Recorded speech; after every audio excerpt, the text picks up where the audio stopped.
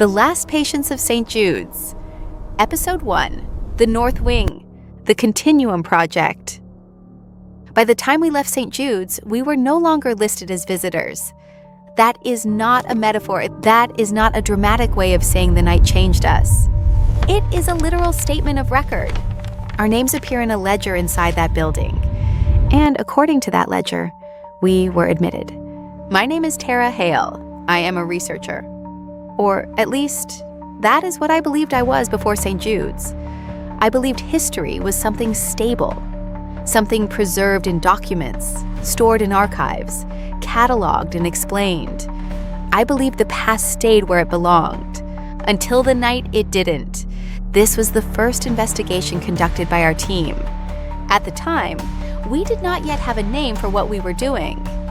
Later, we would begin referring to our work as the Continuum Project, because what we started to encounter did not behave like isolated incidents. It behaved like connected ones. But that realization came later. At the time, St. Jude's was simply another location, or so we believed.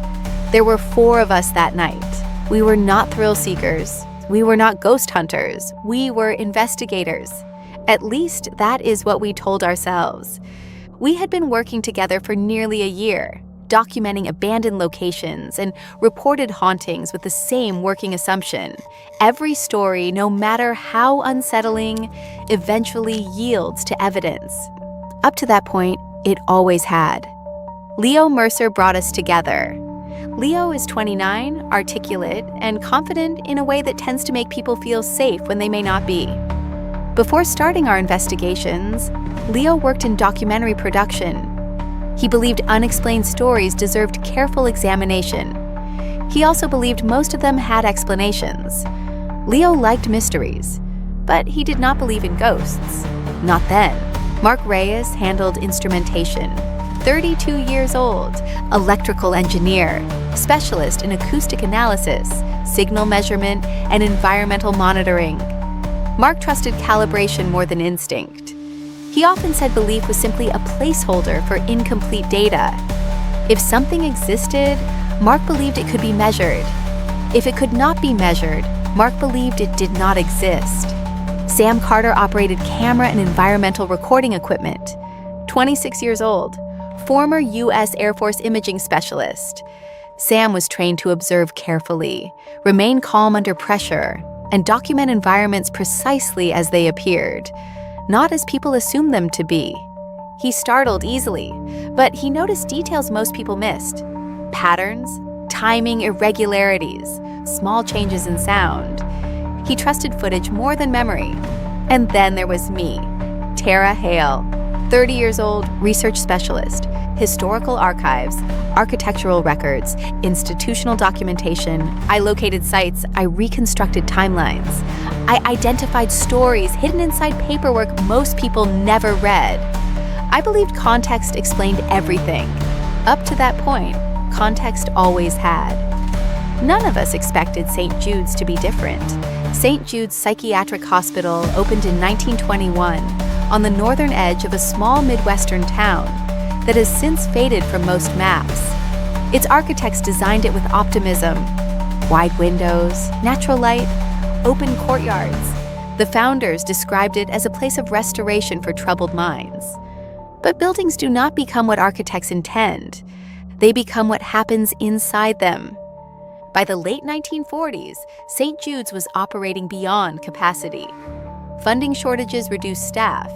Treatment methods became increasingly experimental. Patients remained for years, sometimes decades. Then came the North Wing. The North Wing appears in records only under the designation acute behavioral cases. No detailed treatment logs survive. Patient names appear in intake documents, then disappear. Not discharged, not deceased, removed.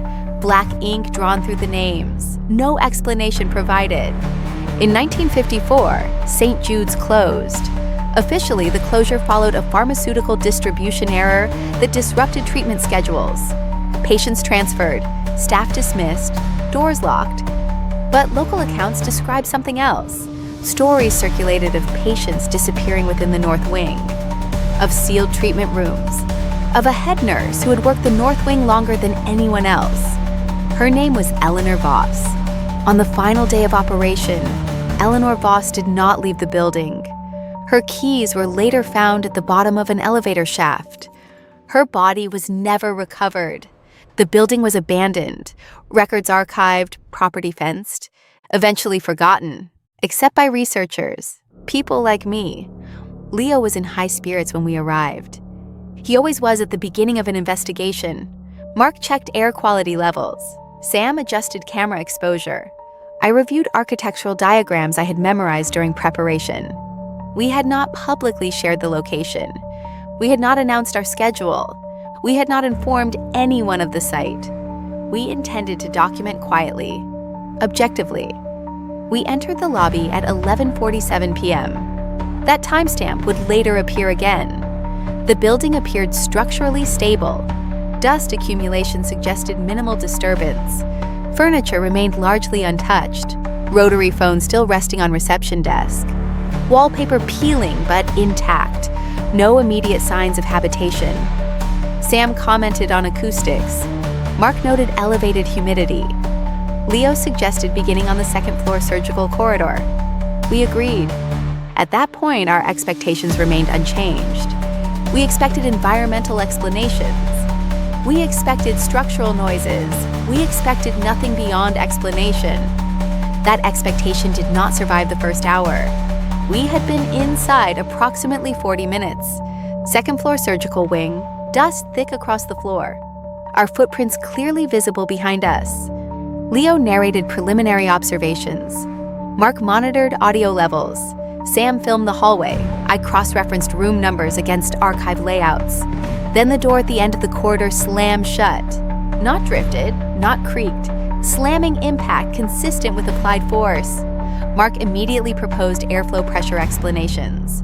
Broken window drafts, thermal air shifts, all reasonable possibilities. Then Sam angled the camera downward. Dust between us and the door remained undisturbed. No footprints, no drag marks, nothing had approached the door. We remained still, approximately 30 seconds. Then we heard a voice. Dry, low, difficult to locate. 3 words. Room 312. None of us had spoken. No playback devices active.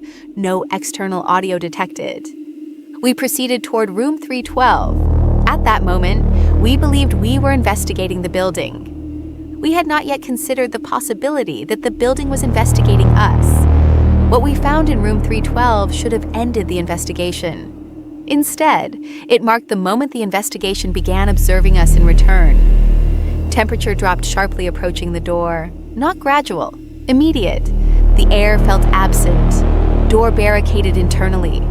Structural force required to open. Interior empty, completely empty. No debris, no furniture, no dust patterns indicating recent disturbance. Smell of charcoal present. Sam illuminated the far wall. 4 names written vertically. Leo, Mark, Sam, Tara. Fresh charcoal, no dust accumulation. Residue transferred easily when touched. Application recent. Within the previous hour. We had not entered this room previously. Dust outside confirmed no prior disturbance. Leo attempted rational explanations. Mark recalibrated instruments. Sam continued filming. I documented the lettering. We had not announced our location publicly. We had used an unmarked rental vehicle. We had cut the exterior lock ourselves. The names were accurate. The timing was impossible. We left room 312 and continued toward the elevator bank. That was our second mistake. Our first had been coming at all. The elevator call button was illuminated. No electrical supply was detected. Mark confirmed 0 active current. The doors opened. The interior appeared preserved, wood paneling intact, brass fixtures polished, lighting functional, interior consistent with 1940s operation. Standing inside was a woman in a white nurse's uniform. Her back was facing us. In her right hand, she held a ring of keys. The keys moved slightly, making a soft metal sound. Then the keys stopped moving, abruptly. Her breathing continued, slow, even, 2 even. Leo asked if she required assistance. There was no response. Her head tilted slightly. Controlled, measured, then darkness. All equipment failed simultaneously. Sound filled the surrounding rooms. Layered voices, indeterminate number. The sound lasted approximately 3 seconds. When the lights returned, the elevator was empty. The interior was decayed, dust accumulation present.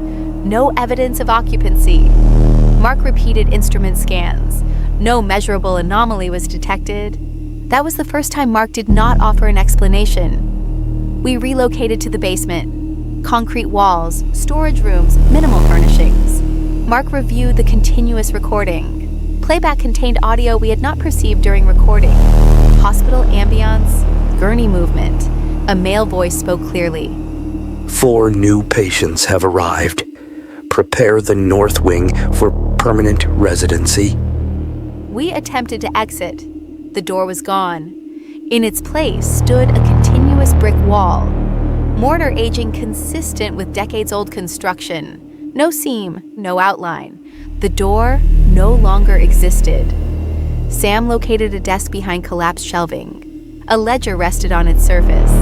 Green cloth binding. The final page entry was time-stamped, Wednesday, 11:47 p.m.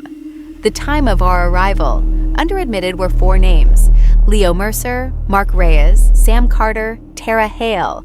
Under condition, 1 word appeared. Skeptic. Under treatment again, 1 word appeared. Belief. The final notation read, treatment ongoing, duration indefinite. North Wing prepared. That night would later become case file 001 of the Continuum Project. Not because we understood what had happened, but because we began to suspect it might not be the last time something like this happened. Patterns do not require belief, only repetition. We discovered a seam in the floor, a concealed hatch, a narrow brick tunnel extended beneath the building. Approximately 200 feet in length, we crawled through the passage. We emerged beyond the eastern perimeter wall. We exited at approximately 3:12 a.m. No one spoke for several minutes. Mark later submitted the audio recording for independent analysis. Authenticity was confirmed. No manipulation detected. No explanation provided. Since that night, Leo researches locations more thoroughly. Mark deploys redundant instrumentation. Sam reviews footage repeatedly, searching for details unnoticed initially. His military training makes him patient in ways most people are not. And I have noticed something else.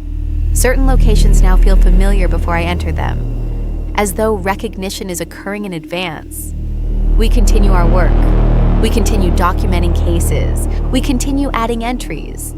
Each investigation now falls under a single heading, the Continuum Project.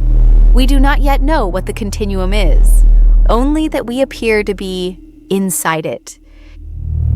If you ever find your name recorded somewhere it should not be, do not assume the record was created after you arrived. Some places keep records in advance, and some places do not release their patients. We are still investigating, and we are beginning to understand that some locations are not abandoned. They are waiting.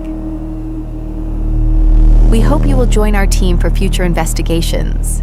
Subscribe to the Mystery Channel.